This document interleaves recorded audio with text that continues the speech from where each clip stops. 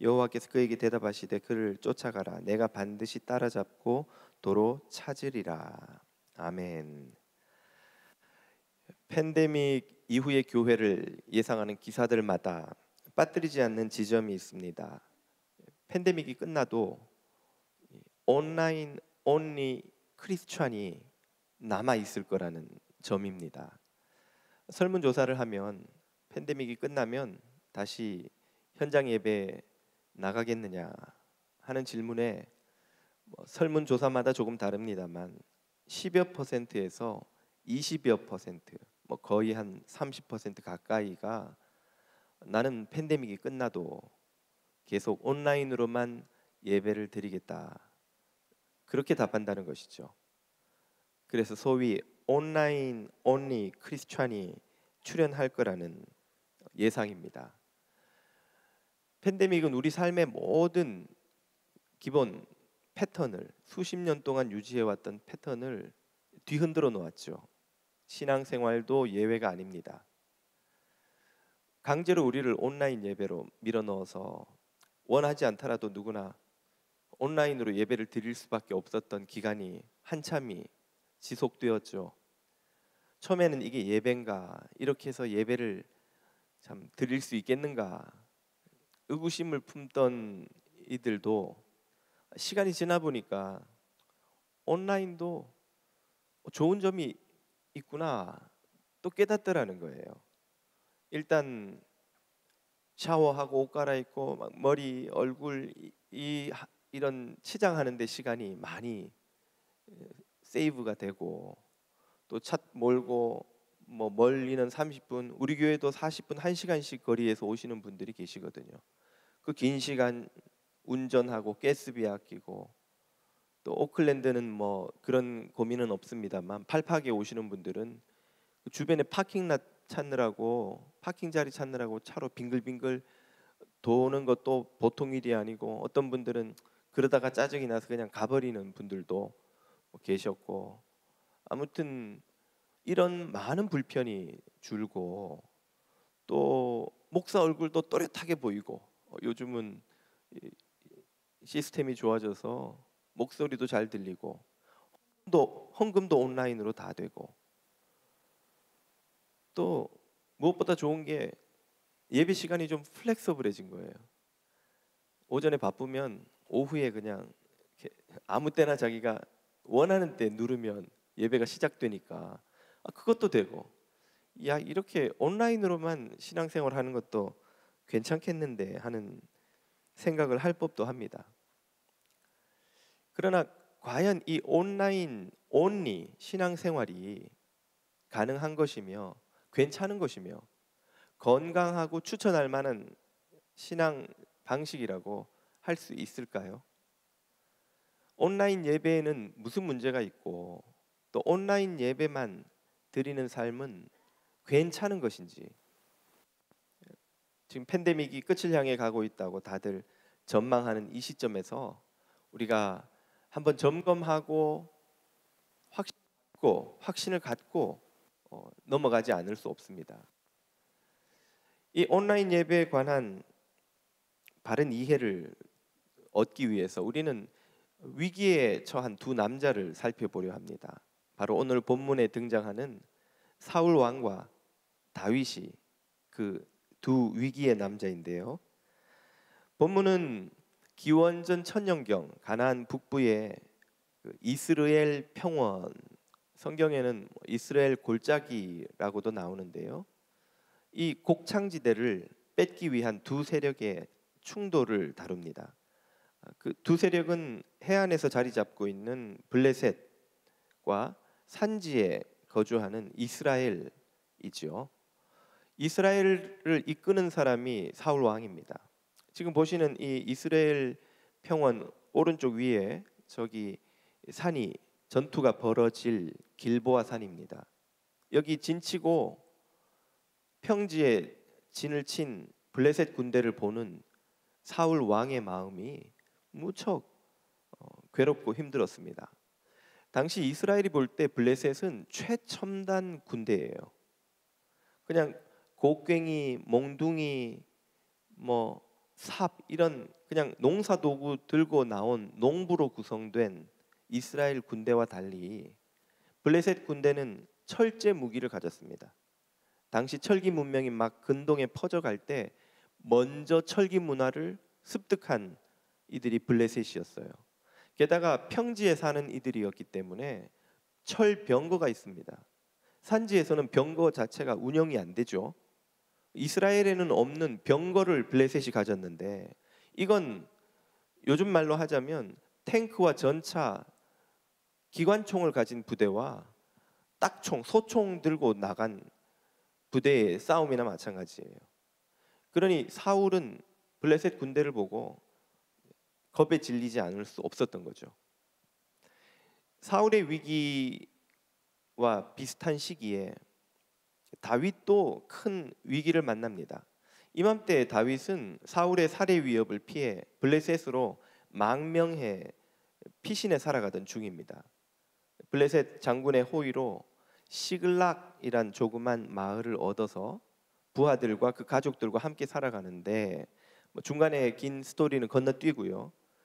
다윗과 그 부하들이 마을을 비웠다가 다시 돌아왔더니 저 남부에 사는 그 유랑 민족, 유목하며 유랑하는 민족인 아말렉족이 이 네게브, 가나안 남부 지방을 휩쓸고 지나가며 마을을 다 노략질을 한 겁니다. 거기에 시글락도 있었기 때문에 마을은 다 불타고 양과 소떼, 재산, 귀중품은 다 약탈당하고 아내, 아이, 가족은 남김없이 다 끌려간 거예요. 이제 그들의 운명은 노예로 팔리는 거죠. 이곳저곳, 저 이집트, 저 아라비아 반도 남쪽 여러 지방에 뿔뿔이 가족들이 다 노예가 돼서 팔리게 됐는데, 이제 이 아말렉족은 정착 민족이 아니기 때문에 어디로 갔는지 알 길이 없어요. 다 떠도는, 그 후예들이 지금도 이 팔레스틴에 가면 베두인이라고 텐트를 들고 여기저기 다니는 이들이 지금도 있습니다. 그러니 이제 다윗과 그 부하들은 망한 거죠. 거주지는 잿더미가 되고 재산은 남김없이 털리고 거지가 된 데다가 사랑하는 아내, 아이들, 가족들도 모두 이제 노예가 되어 어디론지 모르는, 찾을 길이 없는 거예요. 얼마나 절망스러웠으면 본문은 그들이 울 기력이 없을 정도로 통곡하고 울었다 합니다. 그것도 기가 막힌데, 이런 일을 만나니까 부하들이 이 책임을 다 다윗에게 떠넘기고 다윗을 돌로 쳐 죽이려고 하는 거예요. 얼마나 다윗이 기가 막히고 답답하겠습니까? 본문은 다윗이 크게 다급하였다고 묘사합니다. 사울 못지않게, 아니 그보다 더 다윗은 절체절명의 위기에 빠졌죠. 이 두 위기의 남자들이 어떻게 위기를 극복하려고 애를 씁니까? 한 사람씩 차례로 좀 살펴보겠는데요. 먼저 다윗은 누구를 찾을까요? 하나님을 찾습니다. 본문 30장 6절 이렇게 말하죠. 다윗이 크게 다급하였으나 그의 하나님 여호와를 힘입고 용기를 얻었더라. 하나님을 생각하고 떠올리고 기도하고, 이 말이죠. 용기를 얻었더라. 그리고는 그가 7절 아히멜렉의 아들 제사장 아비아달에게 이르되 원하건대 에봇을 가져오라. 아비아달이 에봇을 다윗에게로 가져가매. 에봇을 가져온다는 게 무슨 표현인가 이해를 해야 하죠. 에봇은 대제사장이 지금 사진에 나오는 거와 같아요. 대제사장이 입는 의복 중에 겉옷 위에 걸치는 조끼입니다. 저 파란색 조끼예요. 그 조끼에는 12 이스라엘 지파를 상징하는 12개 보석이 저렇게 박혀 있죠. 저걸 흉패라고 합니다. 그리고 그 뒤라고 아마도 학자들은 추정하는데, 그 에봇의 주머니가 있어요. 주머니 안에 돌 2개가 있어서 우림과 둠밈이라고 부릅니다. 아마도 하얀색, 까만색 돌이었을 것이다 추정하죠. 제사장이 하나님의 뜻을 물을 때 그 주머니에 손을 넣어 돌 중 하나를 꺼내서 이게 흰색이냐 검은색이냐 하나님의 뜻을 yes or no로 확인하는 그런 방식의 이 기구예요. 그러므로 에봇을 가져오라 이 말은 제사장에게 나를 위해 하나님께 기도해서 그분의 뜻을 물어보라 이 뜻이에요. 다윗은 하나님에게 자신이 어떻게 해야 될지를 물어보죠. 그리고는 제사장 아비아달을 통해 그 음성을 듣고 아말렉을 추적하기로 결정하고 추적하는 이야기가 쭉 뒤에 30장에 이어집니다. 긴 이야기는 건너뛰고 결론적으로 어떻게 됐느냐. 다윗이 얻은 결론이 18절에 이렇게 나오죠. 다윗이 아말렉 사람들이 빼앗아갔던 모든 것을 도로 찾고 두 아내를 구원하였고 그들이 약탈하였던 것 곧 자녀들이나 빼앗겼던 것에 크고 작은 것을 막론하고 아무것도 잃은 것이 없이 모두 다윗이 도로 찾아왔고 여기에 더해서 아말렉 족속 민족이 이 네게브를 돌면서 약탈한 다른 지역에서 약탈한 것까지 다윗이 다 되찾아옵니다. 그러니 잃은 것보다 훨씬 많은 걸 되찾은 거죠. 한마디로 위기를 기회로 바꾸어 큰 역전에 성공했습니다. 다윗은 하나님을 의지해서 위기를 기회로 바꾼 사람이죠. 그에 비해서 사울은 어떠했습니까? 미리 말씀드리면 다윗과 달리 크게 실패합니다. 그는 누구를 찾았는지 28장 7절이 이렇게 가르쳐 주죠. 사울이 그의 신하들에게 이르되 나를 위하여 신접한 여인, 무당이죠. 무당을 찾아라. 어느 시대, 어느 지역에나 이런 무당은 있었습니다. 내가 그리로 가서 그에게 물으리라 하니 그의 신하들이 그에게 이르되 보소서 엔돌에 신접한 여인이 있나이다. 그래서 그 무당을 찾아가 사무엘을 불러 답을 얻으려고 애쓰는 사울의 이야기가 쭉 이어지고 드디어 길보아산 대전투가 시작됩니다. 그리고 그 결과는 어떠했는가? 건너뛰어서 31장 6절 이하로 가봅니다. 사울과 그의 세 아들과 무기 든 자와 그 모든 사람이 사울의 군대가 그 말이죠. 그날에 다 함께 죽었더라. 비극으로 끝납니다. 사울 개인 이스라엘 사람 군대 일부의 비극으로만 이야기가 끝나지 않아요. 7절 이스라엘 골짜기 저쪽에 있는 이스라엘 사람들과 요단 건너쪽에 있는 자들이 이스라엘 사람들이 도망한 것과 사울과 그의 아들이 죽었음을 보고 성읍들을 버리고 도망함에 블레셋 사람들이 이르러 거기에 사니라. 그 곡창지대의 마을을 다 뺏긴 거예요. 그 곡창지대를 블레셋에게 고스란히 넘겨주고 다 도망쳤다는 이야기죠. 사울 왕 가족 그 군대의 죽음으로뿐 아니라 공동체에도 엄청난 피해가 있었습니다. 사울은 위기를 극복하지 못하고 실패한 인생의 전형이죠. 우리는 인생의 위기를 만나면 사울의 길을 쫓지 말고 다윗의 길을 쫓아서 하나님을 의지하여 위기를 기회로 바꾸는 저와 여러분 다 되시기를 주님 이름으로 축복합니다. 이 자명한 결과를, 이 자명한 교훈을 부정하는 사람은 아마 아무도 없으시리라 생각합니다. 우리의 의문은 이것이죠. 아니 그러면 사울은 이 단순하고 자명한 진리를 몰라서 무당을 찾아간 거냐? 이스라엘의 왕이라는 이가 위기를 하나님을 의지해 극복해야 한다는 이 단순한 진리를 몰랐단 말인가? 본문을 잘 살펴보면 사울이 사실 하나님을 찾지 않은 것이 아니었습니다. 찾았는데 문제는 응답을 받지 못한 것이죠. 28장 6절로 가보겠습니다. 사울이 여호와께 묻자오되 물었다는 거예요. 그런데 여호와께서 사울에게는 꿈으로도 우림으로도 선지자로도 그에게 대답하지 아니하심으로 답답해서, 얼마나 답답했으면 무당을 찾아갈 생각을 했다는 거예요. 여러분도 너무 답답하니까 그런 때 있지 않으세요? 무당 찾아가셨을 때, 전 보러 가셨을 때 왜 그러셨어요? 제가 여쭤봤더니 목사님 너무 답답했어요. 무당한테 가면 맞든 틀리든 동으로 가라 서로 가라 이야기는 해주는데 목사님한테 가면 기도합시다. 그리고 하나님을 기다립시다. 막 답답해서 제가 그랬어요. 실제로 제가 예전에 부교육자로 섬기던 교회에 권사님 한 분이 그러시더라고요. 제가 아무 말씀도 안 드렸는데 목사님 죄송해요. 뭐가요? 제가 어제 점 보고 왔어요. 아니 권사님이 왜 점을 보러 가세요? 또 답답했어요. 그러면서 아까 그 이야기를 하시던데, 사울도 하나님의 답을 얻으려고 했는데 안 오는 거예요, 답이. 아니 하나님은 왜 사울에게만 무슨 억하심정이 있으신가? 다윗에게는 응답을 주시면서 사울에게는 아무 말씀도 하지 않으셨던 걸까요? 이 사울이 하나님의 음성을 들으려 했던 세 개의 채널, 여기에 사실은 답이 있습니다. 6절을 다시 보시면요, 꿈, 우림, 선지자, 세 개의 채널이 나오죠. 이 세 개를 잘 생각해 볼 필요가 있어요. 꿈은 사울이 하나님에게 개인적으로 받는 응답의 채널입니다. 개인적 채널. 우림은 뭔가요?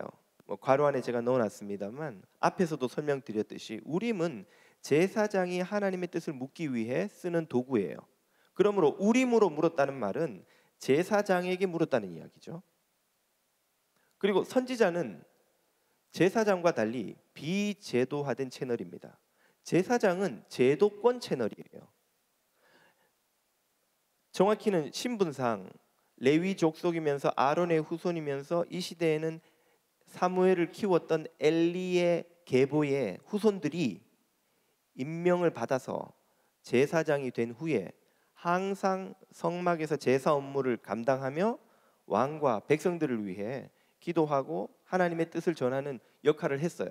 제도화된 채널, 제도권 채널이죠.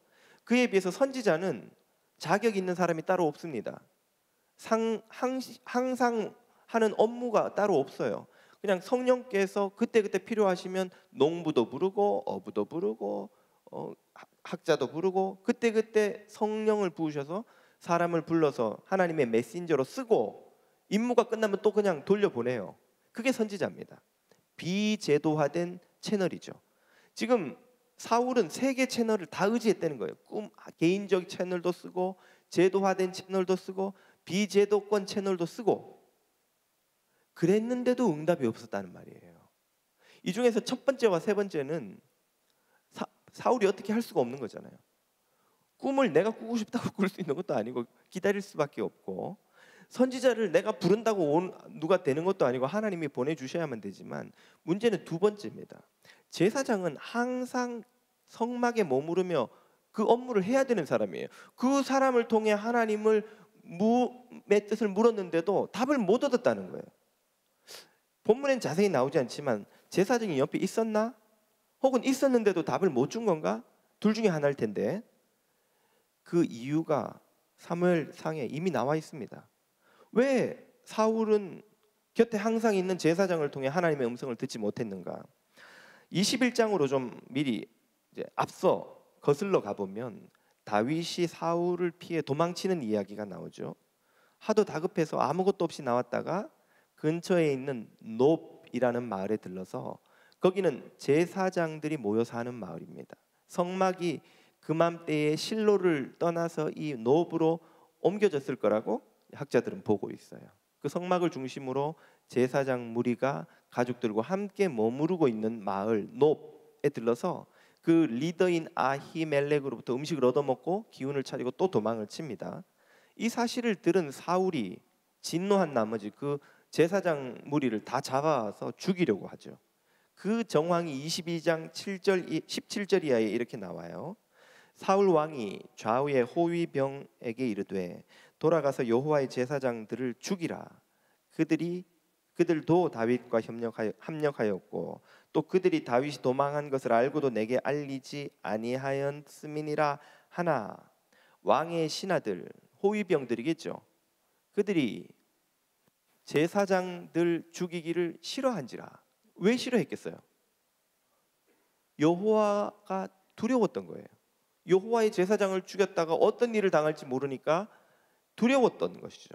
그들이 싫어하니까 이번에는 사울이 어떤 명령을 내립니까? 왕이 도액에게 이르되 너는 돌아가서 제사장들을 죽이라 하매 에돔 사람 도액이 돌아가서 제사장들을 쳐 죽이죠. 도액은 왜 제사장들을 죽일 수 있었습니까? 그는 이스라엘 사람이 아니었던 거예요. 여호와 신앙이 없었던 거예요. 여호와를 두려워하지 않았어요. 그러니까 두려움 없이 제사장들을 죽일 수 있었죠. 그래서 85명의 제사장들을 몰살시키고 거기서 멈추지 않고 19절 제사장들의 성읍 노베 남녀와 아이들과 젖먹는 자들과 소와 나귀와 양을 칼로 쳤더라.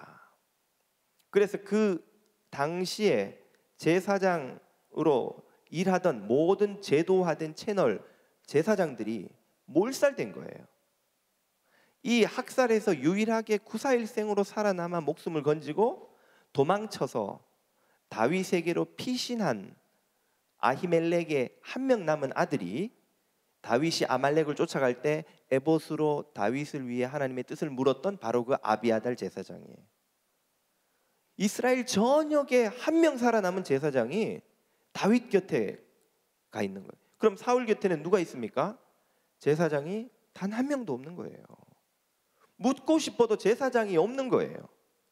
혹시 가나안의 이스라엘의 다른 마을에 흩어져 제사장 일을 안 하며 살던 엘리의 후손들이 혹시 있었을지 모르지만 그들이 사울 곁에 가서 제사장 업무를 하겠노라고 나서겠어요? 언제 목이 달아날지도 모르는데. 그리고 정서적으로 하고 싶겠냐고요.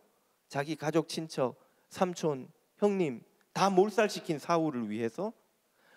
사울 곁에는 제사장이 한 명도 남지 않았을 뿐 아니라 어쩌면 사울이 엘리의 후손이 아닌 이들을 급조시켜서 제사장으로 혹시 세웠을지도 모릅니다. 그렇더라도 그들이 하나님의 뜻을 대변하지 못했다는 걸 본문이 보여주죠. 그럼 이제 곁에 제사장도 없는데 사울은 어떻게 통치합니까? 혼자 한 거예요. 제 힘과 광기로 한 것이죠.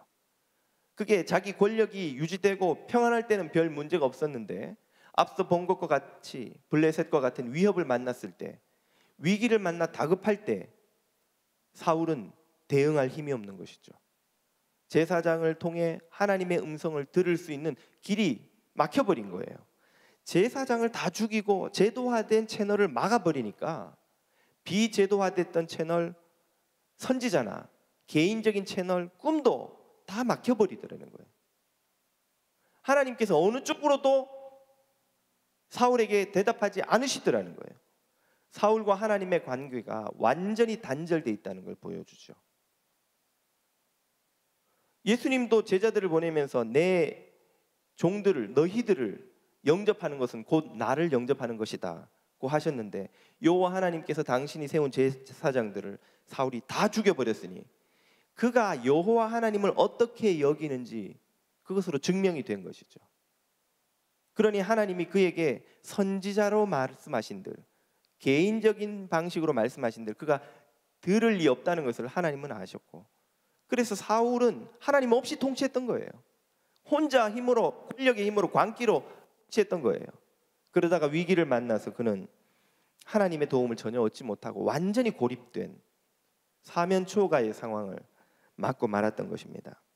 바로 이 지점이 우리가 온라인 예배가 가능하며 괜찮은가를 물을 때 고려해야 하는 점입니다. 온라인 예배는 우리가 원치 않더라도 지속된 온라인 예배, 오직 온라인으로만 드리는 온라인 온리의 예배는 우리를 이런 단절로 몰아넣습니다. 앞서 살펴봤던 사울의 세 채널을 우리에게 한번 적용해 보죠. 우리에게 개인적 채널은 무엇입니까? 개인 기도 시간, 큐티, 말씀 묵상하는 개인 경건 훈련 시간이 되겠죠. 두 번째로 제도화된 채널은 무엇입니까? 그것은 교회, 공예배, 목회자의 설교와 상담, 성경 공부 등을 통한 가르침, 이 공적인 제도화된 채널이죠. 항상 그 자리에 있는 임명된 절차 예, 버퍼링이 좀 생겼어요. 지금 온라인 문제입니다. 제 문제가 아니에요. 절차를 밟아 세워진 공식 채널이죠. 세 번째로 비제도화된 채널은 뭘까요? 목사처럼 교회처럼 임명받아서 신학을 공부하고 안수를 받고 자격을 심사받아서 통과해서 세워진 사람은 아니지만 하나님께서 우리에게 당신의 뜻과 위로와 은혜를 전할 때 사용하시는 채널 사람들이죠. 누굽니까? 바로 함께 교회를 이루고 있는 성도들이에요. 구역에 있는 식구들, 같은 사역을 하고 부서를 섬기고 함께 봉사하고 함께 전도하고 함께 선교하는 사람들. 그들과 우리가 봉사할 때, 같이 의논할 때, 함께 기도할 때, 그들이 우리를 위해서 기도하는 중에, 혹은 대화하는 중에, 내 고민을 들어주는 중에, 혹은 그의 고민을 나눠주는 중에 우리에게 여러 가지 방식의 위로와 격려와 교훈과 구조죠. 하나님께서 그 공동체의 지체들을 우리를 위해 메신저로 쓰시는 거예요.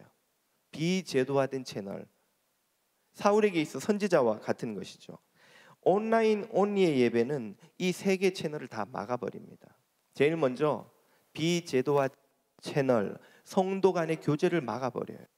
온라인으로만 온리 예배를 드리는 삶이 지속되면 성도들을 만날 일이 당연히 없죠.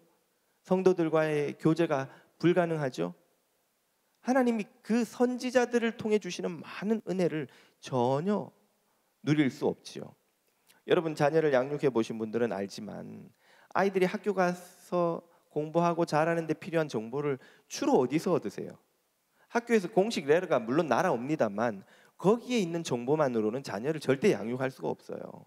그 행간에 기록되지 않은 많은 정보를 누구에게서 얻으세요? 같은 또래를 키우는 부모님, 같은 학교의 다른 학부모, 먼저 아이들을 졸업시켜 본 그 경험 많은 학부모, 선배, 혹은 친척, 혹은 친구, 뭐 한국에 있는 친구한테도 물어보고, 야, 이럴 때는 어떻게 해야 되니? 이렇게 선생님이 이렇게 말하는데 이걸 어떻게 내가 반응해야 되니? 온갖 정보를 공식 레터가 아닌 비공식적 채널을 통해 얻어요. 우리의 신앙생활도 마찬가지입니다. 목사가 하는 설교, 성경 공부, 상담이라는 공식 채널 외에, 공예배에서 경험하는 은혜 외에 성도들과의 만남과 교제와 교류에서 얻는 많은 하나님이 주시는 메시지가 있어요. 은혜가 있어요. 격려와 위로가 있습니다. 그 비공식적 채널을 통해 주시는 은혜를 다 온라인 온리 신앙생활은 맛보지 못하는 거예요. 그래서 히브리서는 우리에게 뭐라고 권하십니까? 모이기를 패하는 어떤 사람들의 습관과 같이 하지 말고 오직 권하여 그날이 가까움을 볼수록 더욱 모이기에 힘쓰자 그러잖아요. 왜? 모여야 하나님이 그들을 선지자로 세워서 우리를 위로도 하시고 격려도 하시고 때로는 꾸짖기도 하시고 때로는 도전도 주시고 때로는 시험을 겪어서 이겨 극복하여 승리케도 하시고, 이루 말로 할 수 없는 많은 은혜를 이 비제도화된 채널, 성도 간의 교제를 통해서 우리에게 주시는 거예요. 그래서 구역 모임도 우리가 하는 겁니다. 여러분, 성도 여러분, 구역 모임에 참여하시기를 권합니다. 구역 모임이 완전치 않아요. 구역 모임에 성인들이 모이는 게 아니에요. 구역 모임 때문에 우리는 상처도 받아요. 속상한 일도 있어요. 그럼에도 불구하고 우리가 아내와 싸웠다고 그때마다 이혼하지 않고, 아이들과 마음에 안 든다고 호적에서 그때마다 파버리지 않듯이, 우리 아이들이 속 썩일 때마다 파버렸으면 벌써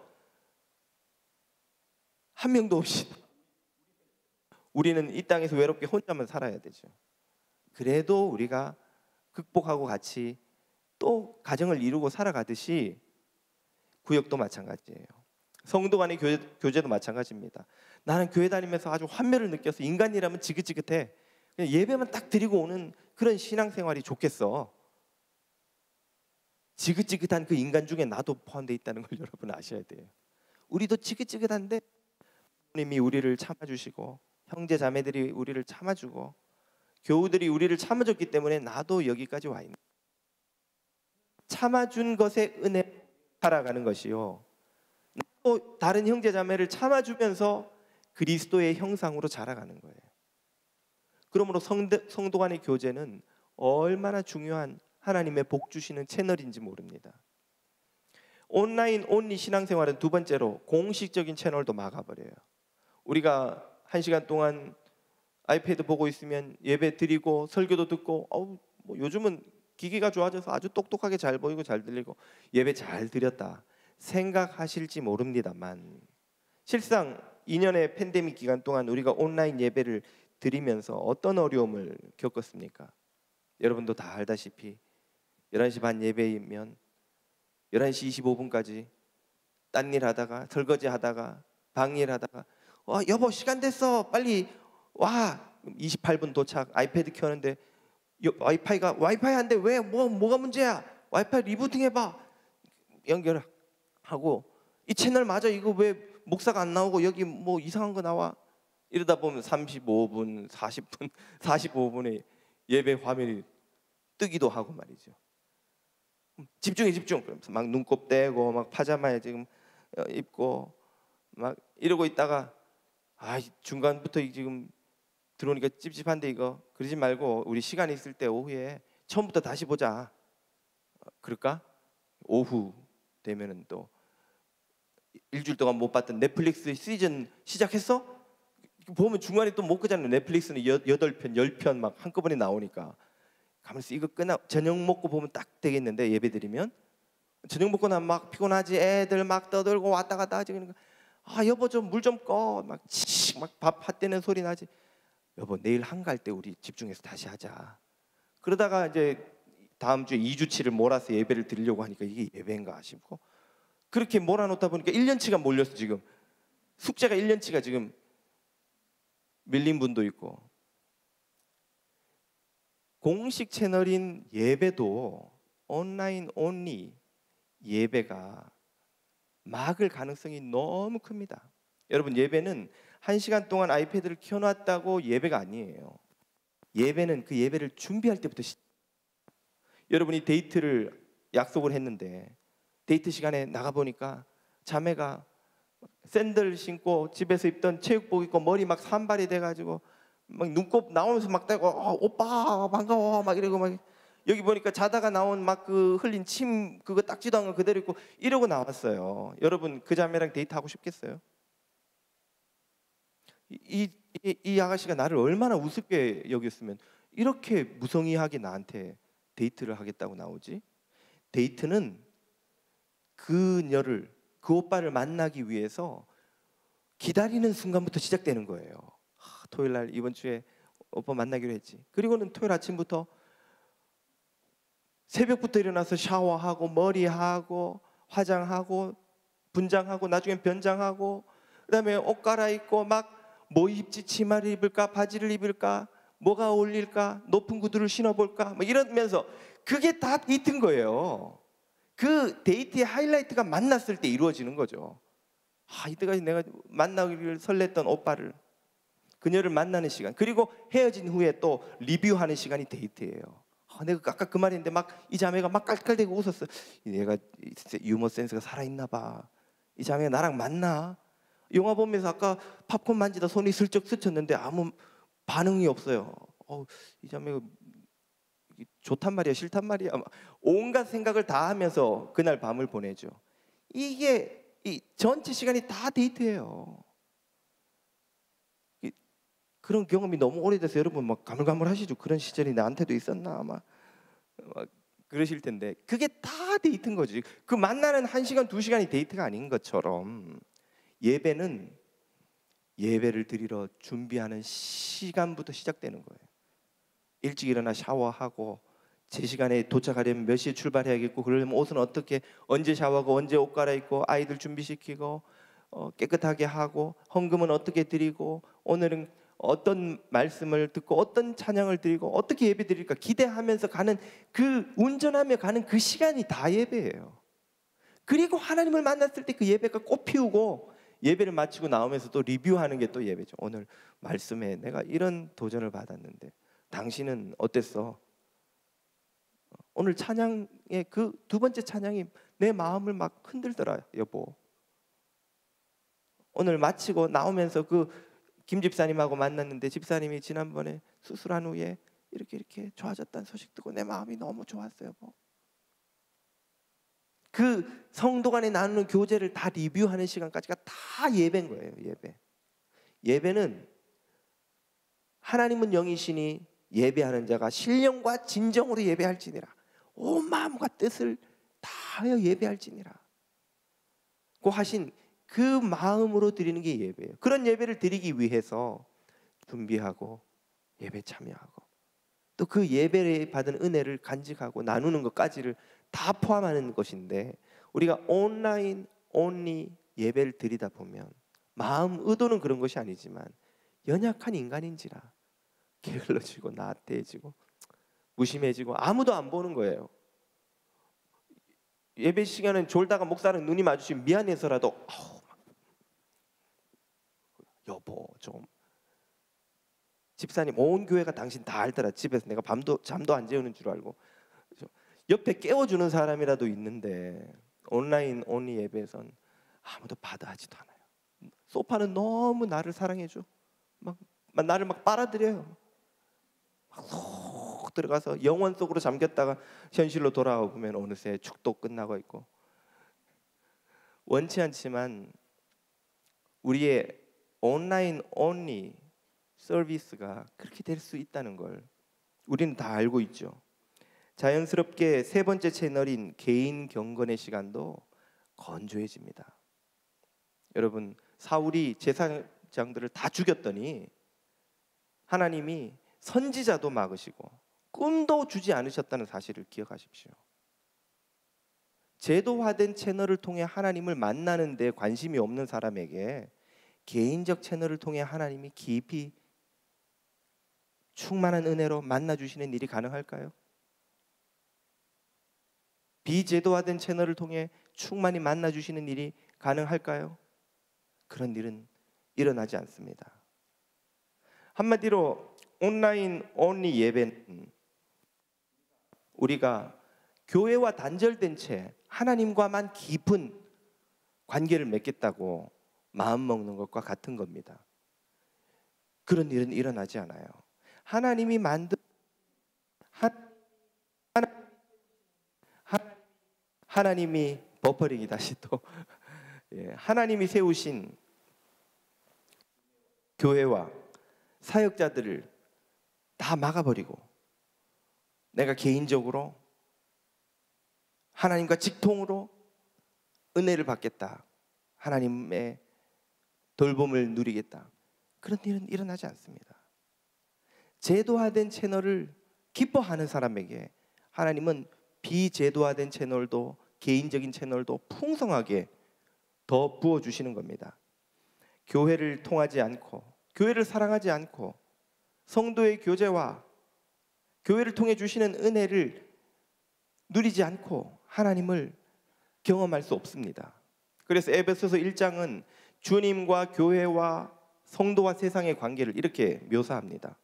또 만물을 그리스도의 발 아래 복종하게 하시고 그리스도를 만물 위에 교회의 머리로 삼으셨느니라. 교회는 그의 몸이니 만물 안에서 만물을 충만케 하시는 이의 충만함이니라. 이 말씀을 쉽게 설명하자면 이런 뜻이에요. 머리이신 그리스도가 발 아래에 있는 세상에 은혜를 부으시는 방법은 바로 그의 몸된 교회를 통해서다, 이 말이에요. 머리가 여기 있고 몸이 있고 발 아래 세상에 있으면 저 세상으로 은혜가 쏟아 부어지기 위해서 몸을 통하지 않고 가능합니까? 머리 대신 그리스도는 몸된 교회를 통해 발 아래에 있는 세상에 충만한 은혜를 부으시는 거예요. 그러므로 교회란 채널을 닫아버리고 성도의 교제와 공적 예배를 닫아버리고 하나님으로부터 충만한 은혜를 누리는 신앙생활은 불가능한 겁니다. 온라인 온리의 예배 생활은 그러므로 건강하지도 바르지도 권장할 만하지도 않은 기형적인 방식의 신앙생활입니다. 목사님, 우리 교회도 온라인 사역을 강화한다고 하지 않았던가요? 네. 그러나 그것은 온라인에 익숙한 세대를 하나님에게로 인도해서 교회로 초청하려는 것이지 그 온라인 세계에 만족해서 머물라고 하는 것이 아닙니다. 살아있는 성도의 교제로, 살아있는 하나님을 드리는 예배의 자리로 초청하기 위함이죠. 주님은 교회를 통해 성도와 세상에 복을 주십니다. 말씀을 통해 은혜를 부으시고 예배를 통해 진리를 선포하시고 성도의 교제를 통해 말할 수 없는 위로와 격려를 더하시지요. 교회와 연결된 이들에게 개인의 채널도 비제도화된 채널도 풍성하게 은혜를 부은 데 쓰이는 것입니다. 그러므로 사랑하는 성도 여러분, 이제 팬데믹이 끝나가고 있습니다. 대면 예배로 나오시기를 초청합니다. 살아있는 예배와 살아있는 성도의 교제를 통해 살아 역사하시는 하나님을 만나시기를 축복합니다. 우리가 예배와 교회를 사랑하고 사울의 길을 가지 않고 다윗의 길을 가서 위기를 기회로 전환시켜 역전하는 인생의 승리자들이 다 되시기를 우리 주님의 이름으로 축복합니다. 함께 기도하겠습니다.